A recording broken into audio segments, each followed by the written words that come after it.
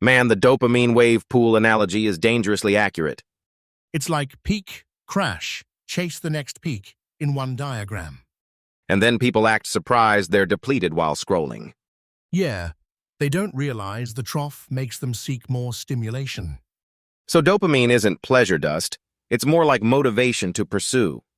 Exactly, and that changes how you think about habits and addiction. But the wild part is the fix isn't always do more.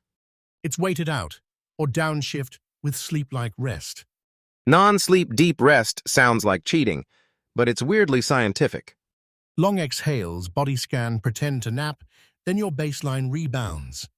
I like that it's minimal effort, not another productivity religion. Because a lot of biohacking is just stacking peaks and calling it health. Pre-workout plus loud music plus ego goals equals afternoon brain mush. And then you wonder why you can't do cognitive work.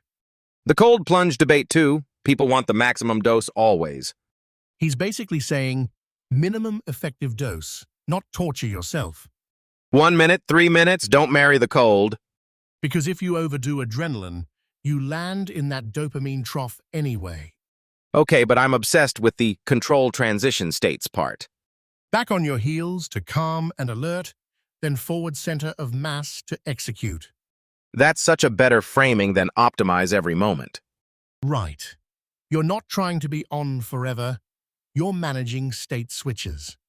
And it made me think about my own energy like seasons, not linear graphs. Same, and the part about sleep being non-negotiable was blunt. Also, his point that not everyone needs 8 or 9 hours is comforting. Because perfect sleep advice usually assumes identical biology and identical life.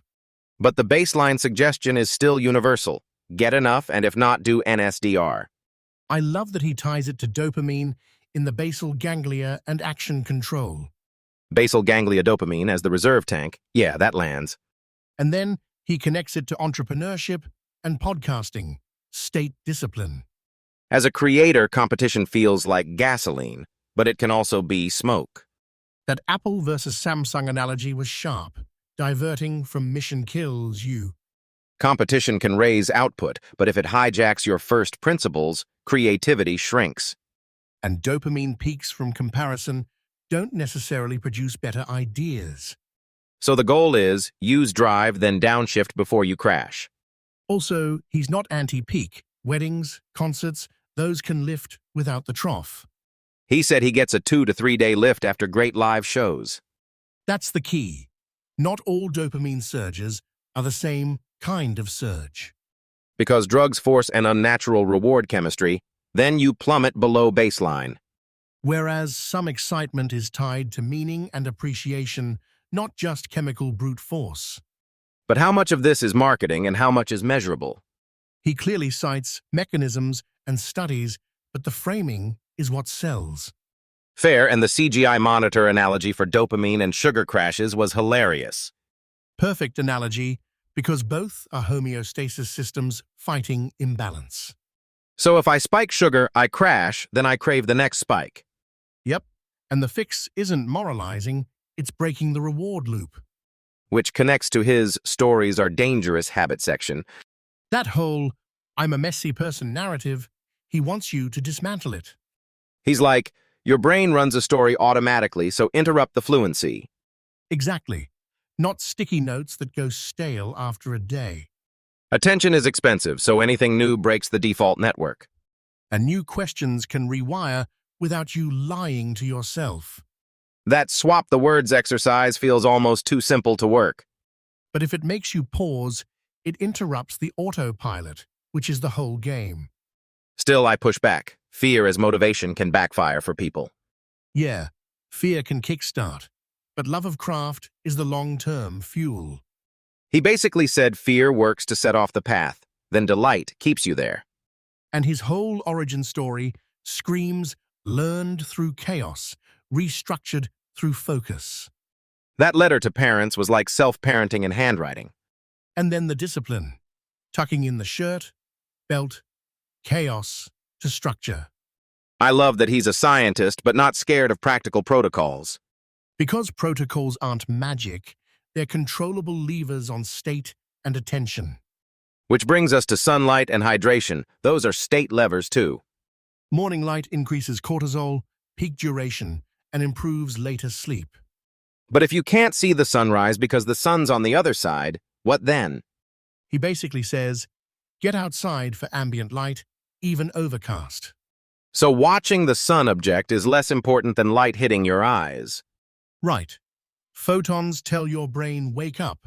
No poetic sunrise required. That's so much more doable than be a perfect circadian monk. And hydration as baseline energy, simple, but everyone ignores it. I'm stealing the routine. NSDR if needed, then light, then move. Then exercise and sunlight before caffeine, if your life can handle it. Also, the food part, he's not chasing dopamine foods, he's avoiding trough cycles. And he tested the idea with chocolate abstinence to show wanting more. That experiment basically proves the brain shifts from savoring to craving. Which supports the abstain to reset reward response model. But for entrepreneurs, the uncomfortable part is, you can't peak all the time. You need reserves, sleep, and downshifts, or your productivity becomes self-sabotage. All right, I'm convinced. Manage transitions, respect the trough, then go again. And the identity piece too, neuroplasticity means who I am is not permanent. That's the mic drop for me. The 19-year-old isn't the final boss. He's basically saying you can teach an old brain new tricks at any age. Okay, we're ending on this. Delight fuels craft. Transitions protect energy. Exactly. And we'll pick apart the remaining dopamine protocols next episode. Cool, go get your light, drink some water, and don't chase the next hit. We'll see you in the next one. Episode 2 is where we get even more practical. Okay, so the trough is basically your brain's do not touch sign, right? Yeah, and everyone misreads it as, go find the next dopamine thing. Bro, that's why people spiral, because the crash feels like a personal failure. Exactly, it's not failure. It's biology asking for recovery time. So the fix is not more intensity, it's transitions between states. Transitions, plus sleep, plus attention while you're changing patterns. I love the attention is expensive line because it explains the whole hustle trap. If you keep buying peaks, you keep going bankrupt in the middle. That wave pool analogy is dangerous, though, because it makes dopamine sound like a video game resource. True, but it's directionally right. Huge spikes drain you below baseline. And then you start craving the exact thing that caused the spike. That's the compulsive loop. Crash, then chase, then crash longer. The 30 to 60 days of abstinence part is brutal but kinda honest. Yeah, because your brain learns we can wait and we don't die. I'm also thinking about how this applies to work. Stimulants, caffeine stacking, grinding. And then people wonder why they're fried and uncreative by afternoon. Like you're trying to run a marathon on pre-workout adrenaline credit. And dopamine isn't even just pleasure. It's motivation to seek, to pursue. So, more dopamine doesn't automatically mean more happiness. Exactly. Sometimes it's just you getting hungry for the next thing. That explains social media perfectly. Peak scroll, trough sad, then more scroll. The reward system learns repeat immediately, not reflect and consolidate. Which is why I'm obsessed with the idea of doing stuff away from the broadcast. Yeah, create first, then post. Otherwise, attention gets consumed twice. But here's my pushback. Do you think fear drives change is always good? No, fear is a lever, not a life strategy. Because fear can also train your brain to only learn under threat. Totally, love of craft is the sustainable engine. Fear just kicks you off the couch. So fear sets the direction, but delight keeps you on the road. Yes, and delight is sneaky. People underestimate it as soft. But delight literally changes neurochemical state, so it's not soft. And then rest consolidates the change. Sleep, or NSDR, or long exhales. NSDR felt almost too simple, and that's why I distrust it. Same energy until you realize it's just regulating the nervous system. Long exhale breathing sounds like basic yoga dad behavior. Yeah, but basic doesn't mean useless. Sometimes it's basic, Because it works. Okay, but do we buy the baseline dopamine rises 60% type claim? I treat it as at least significantly supports action readiness. Mechanism may vary. Fair, because the practical point is you can recover without chasing a new stimulus. Right. NSDR is like refilling your reservoir before you go back forward center of mass. Forward center of mass is such a great phrase, I'm stealing it in meetings. Steal it, but promise me you'll also steal the downshift after. Because more forward for too long is how you burn out. Burnout is basically overstaying in the peak state. Now the cold plunge thing, this is where people go extreme. More is better brain versus minimal effective dose brain. And that story about getting sick after 30 minutes is like classic ego science.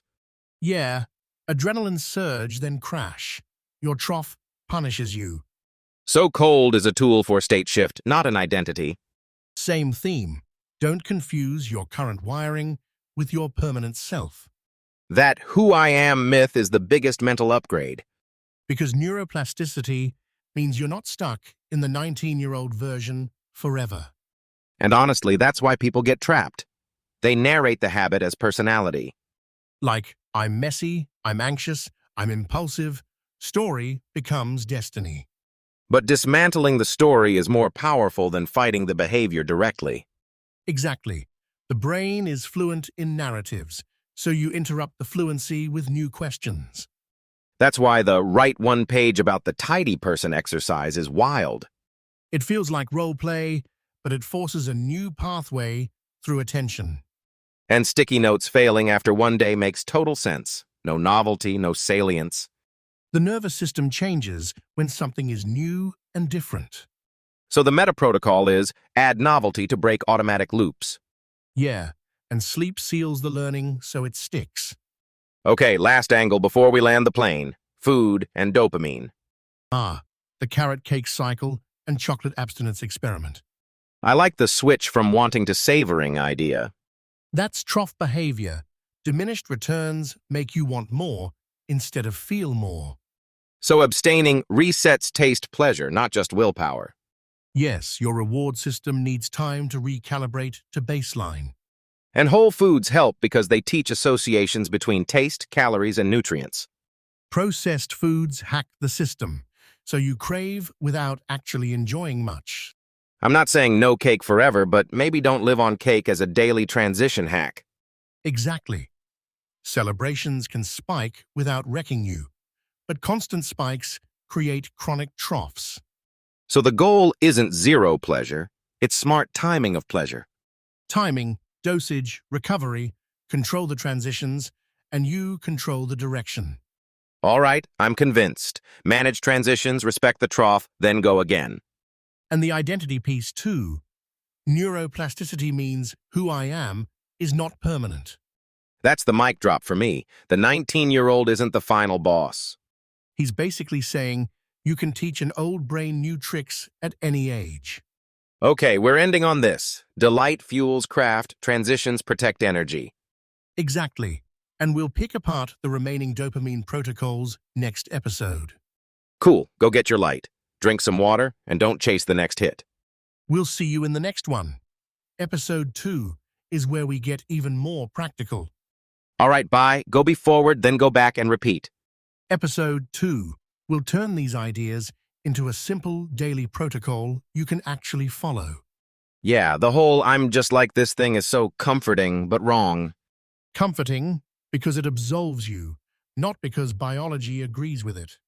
When he said neuroplasticity is lifelong, my excuses immediately got weaker. Same, because if the brain rewires, then your identity isn't a prison sentence. But here's my pushback. Fear can drive change, but it also can trap you. True, fear is a spark, not a house to live in. So the real trick is love of craft plus fear as a starter motor. Exactly. And then the underrated part is transitions, coming off the gas. The dopamine wave pool analogy finally clicked for me. Because peak feels like fuel, but trough feels like betrayal. And that's when people go, let me chase the next hit, which makes it worse. It's like your brain is screaming for homeostasis, but you answer with gasoline. Wait, the homeostasis point matters. Systems don't like imbalance. Right, and allostasis is basically will adjust, not everything must be constant. So when you say stress is bad, it depends on whether you can come down and sleep. He was pretty ruthless about that. Stress that nukes sleep turns into depletion. That's why I liked the alert and calm framing. Alert and calm is like the cheat code for learning and execution. Non-sleep deep rest sounded almost fake, but then he made it practical. Yeah, the 10 or 20 minutes part is the hook. I tried one on the way here. Long exhale breathing is annoyingly effective. Annoyingly effective is the highest compliment to a protocol. But let me be annoying. What if someone just falls asleep during it? He said, that's okay, set an alarm if needed, and you still get the state shift. Okay, so this is less stay awake perfectly and more create the nervous system vibe. Exactly. The goal is to stop the crash spiral from lack of rest. I also love the sunlight and hydration stuff because it's boring enough to be real. Boring is the new genius, especially when attention is the battlefield. The attention war line made me laugh because it's true and depressing. You either consume or you create. Your phone determines which one you are. And that's why post your life on Instagram, not live on Instagram, is such a clean rule. It's like protect your input pipeline, then cash out on the output stage. On the visualization thing, though, manifestation can't be pure daydreaming. Yeah, he basically said fear setting and detailed imagining can help, but milestones matter too. Because you can't imagine the final product if you don't even know it yet. That's where creativity lives. Iteration, not clairvoyance. And that ties back to dopamine. Dopamine is for seeking, not just feeling good. People confuse seeking with pleasure. Then they overrun their reservoir. So my question, if dopamine is seeking, why do people act like it's a happiness knob? Because it's easy marketing, but biology is messier. His reward versus motivation distinction was the real mind shift for me. And the seesaw part, big peaks drop you below baseline, explains so many habits. Like with sugar and chocolate, you stop enjoying and start wanting more. The experiment he described is grossly convincing. But let me defend cravings for a second. Sometimes you just want the thing. Sure, but the trough version of cravings is different. It's compulsive seeking. So the target isn't never craving. It's not craving from depletion.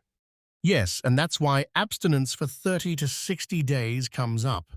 I hate that it works because it sounds like torture. But if your brain adapts to more gives less, then wait becomes the intervention. This also explains burnout from excessive stimulants and endless work peaks. You blast catecholamines, feel unstoppable, then suddenly you can't think. And people interpret that as I need more motivation when it's I need baseline. Exactly. Downshift first, then build momentum again. The back on your heels versus forward center of mass line is so visual. And it's not philosophical, it's operational. Manage transition states. Cold showers. I always assumed it was mainly metabolism and grit training. He pushed it as state shift via adrenaline and other catecholamines. So the benefit is you feel switched on, but you still shouldn't overdo it. Minimal effective dose, not maximum suffering. I also liked the different dopamine needs for different people part. That bulldog versus wagging tail analogy was perfect. My personality is like, I want stimulation, then I act shocked when I'm tired. That's basically the human condition. Crave peak, forget trough. And the habit question, I'm messy, that's who I am, is just a story loop. Yeah, stories create fluency. Your brain runs them automatically. So disrupting the story beats just forcing behavior. He suggested writing a one-page counter-story and asking why it can be different.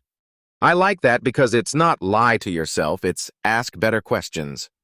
And attention is expensive, so you need novelty to interrupt the loop. Which is why sticky notes don't work long-term. Same cue, same fluency. Salience fades unless something is new and different enough.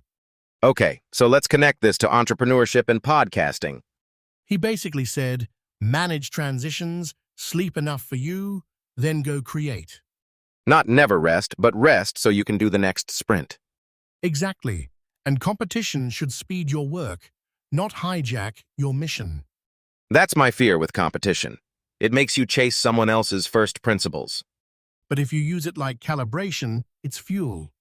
Like podcasts, you're not ruining the other show by existing. You're raising the whole topic's visibility. There's room for multiple styles. And styles come from wiring and history, not from copying some dopamine god. Right. Your job is to find your energy pattern and work with it. So the 19-year-old isn't the final boss. He's basically saying you can teach an old brain new tricks at any age. Okay, we're ending on this. Delight fuels craft, transitions protect energy. Exactly. And we'll pick apart the remaining dopamine protocols next episode. Cool. Go get your light, drink some water, and don't chase the next hit. We'll see you in the next one. Episode 2 is where we get even more practical. All right, bye. Go be forward, then go back and repeat. Episode 2 will turn these ideas into a simple daily protocol you can actually follow. The who I am line is the killer, because it's not destiny. Yeah, it's basically, you're not stuck. You're just narrating yourself stuck. But the narrative part, messy home turning into messy adult, how literal is that? I like the neuroscience framing, but stories can also just be excuses, right? He's like, dismantle the story. And I'm thinking, okay, sure, genius. The brilliance is he's not saying lie to yourself, he's saying interrupt fluency. Interrupting fluency is basically hacky psychology with better language and mechanisms. And it matches the dopamine wave metaphor. Peak, crash, then you chase another peak. So if I'm always scrolling, is that my trough behavior, not my personality? Congrats, your villain origin story is state, not character. That makes it sound less romantic, but way more actionable. Actionable is the point. He's constantly steering back to transitions. Forward center of mass sounds like military posture, but I get it. It's the opposite of, I'll just relax later, which never happens. Still, fear-driven change feels like a cheat code. What if someone's already calm? Then you use delight and craft. Same rewiring energy, fewer collateral damage. That's why he keeps coming back to love for the work, not constant grinding. But competition came up too. Does competition raise energy without corrupting creativity? I think competition can also turn creativity into optimize the response. Exactly, like Apple staring at Samsung and abandoning first principles. We'll just copy the features as dopamine with a UI skin. But if competition sharpens your execution toward your own vision, it's fuel. Where does that leave entrepreneurs who chase every shiny metric? Those people are basically overdosing peaks and living in troughs daily. And then they try to feel better with more stimulants, more meetings, more inputs. Pre-workout, plus loud music, plus doom scrolling is the whole combo platter. You just described my worst Tuesdays with lab-grade accuracy. The fix wasn't be weaker, it was downshift after the peak, right? That's the part people skip because they want momentum, not management. That's why non-sleep deep rest is such a weirdly perfect middle ground. Okay, NSDR. People hear yoga nidra and instantly roll their eyes. But the mechanism claim is straightforward. Long exhale, parasympathetic shift. And he said it can re-up baseline dopamine in the basal ganglia area. Even if the exact numbers are imperfect, the behavioral result is I can work again. Which is what founders care about. Can I think tomorrow, not just survive today? Also, the sleep need myth. Not everyone is an 8-hour person. Finally, permission to stop acting guilty for being a 6-and-something sleeper. Just don't turn it into I sleep like garbage forever. The vibe is enough sleep, and if you can't, use a 10 to 20-minute reset. And hydration, plus sunlight before caffeine. This is such a strong stack. Sunlight is so unsexy, though. Everyone wants ice baths and hacks. Light is the original hack, but people hate boring fundamentals. And the cold plunge thing, minimum effective dose, is the real lesson. Yeah, because more minutes turns into, I feel sick and low. Someone really did 30 minutes naked and then got punished by biology. Nature doesn't respect confidence, it respects dose response. I liked the analogy of driving a car between heels and flat-footed. Transition states are underrated. People only think about on or off. Sleep is the ultimate restorative, but the transition into sleep is where people fail. Long exhales, vagus nerve stuff, basically teaching your body to stop panicking. My body panics even when I'm not doing anything. Respectfully, rude. Same. The nervous system is like, we prepared for danger 5 minutes ago. And he ties all this to identity. Your default story is just a shortcut for state. Which is why he says, learn thyself, and stop pretending you're a robot with unlimited fuel. He even talked about baseline dopamine versus just chasing peaks, right? I'm always wary of raise your dopamine baseline marketing, but here it's about regulation. He's not telling you to crank dopamine, he's telling you to stop abusing it. Like, if you keep blasting catecholamines, you crash below baseline and then seek more. The trough is when you become the worst version of your own brain. And that trough can be weeks for some people, depending on how big the peak was. So the just one more stimulation strategy is self-sabotage with confidence. Which is why abstinence works, 30 to 60 days, because you're letting the system reset. But in everyday life, abstinence feels unrealistic. Not abstinence forever, abstinence long enough to stop reinforcing the trough behavior.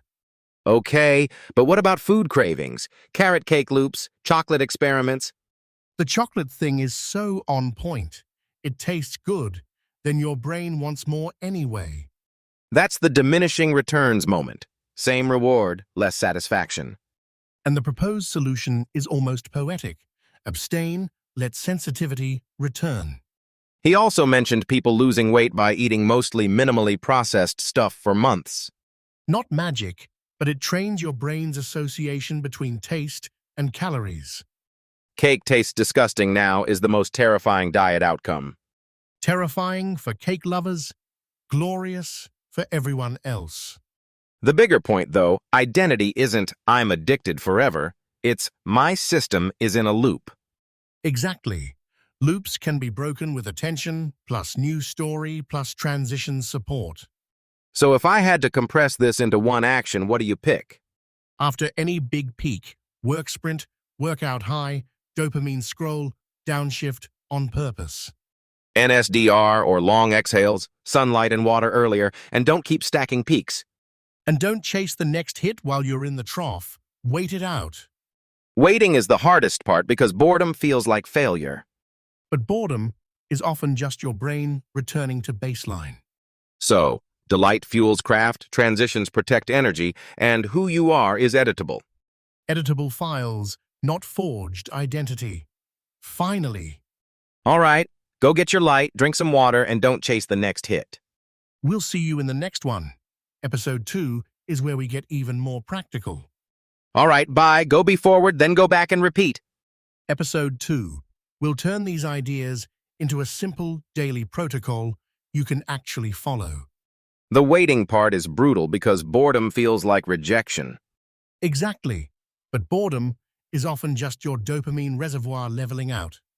So my phone addiction is basically me chasing the trough to feel normal? Pretty much, yeah. One more scroll as emotional CPR. But I still feel like sometimes I'm bored for real reasons.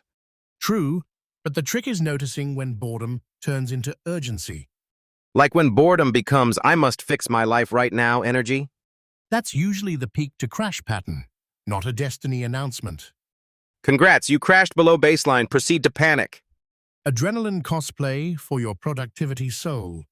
And then I do the worst possible thing. I chase stimulation immediately. Right. Reactivate the circuit, drive deeper into the trough. So the fix is literally not doing anything for a bit? For some people, yes. An intentional pause is the intervention. That feels like telling someone with low battery to stop charging. Except the charge you're doing is the bad kind of charging. Okay, but how do you make waiting feel safe enough to tolerate? You regulate transitions, like the shift from forward tilt to flat-footed. Forward tilt is my default setting. Flat-footed is my missing firmware. And people try to flat-footed themselves with more intensity. I need rest, so I'll do 5 more tasks and then scroll. Brilliant. The dopamine wave analogy makes it obvious. Crashing is predictable. Wait, the wave pool idea is clicking because the crash always comes later. And the trough length depends more on how high the peak was. So if I go full maniac, my brain schedules depression like an appointment.